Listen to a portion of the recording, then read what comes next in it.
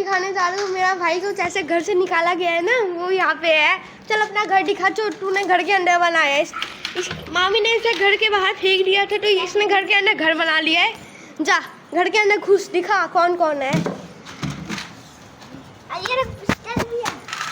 ये है guys pistol इसकी। ये पिस्टल से बनानी क्यों क्या क्या क्या आता है। और ये है इसकी इनकी राजनी। ये नहीं है। फिर इसके टीम में एक छोटी बच्ची है। उस बच्ची का चेहरा दिखा दो, कितनी प्यारी बच्ची है।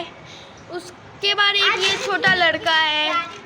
फिर एक लड़का हमारे घर में घुसने की कोशिश कर रहा है, जिसमें हमारा वो चोर है। ये हमारे महा जेल के अंदर बंद है। ये देखो हमने मारने ये रहा है पहले इसका ये जा रहा है जानवर टपकाने। जा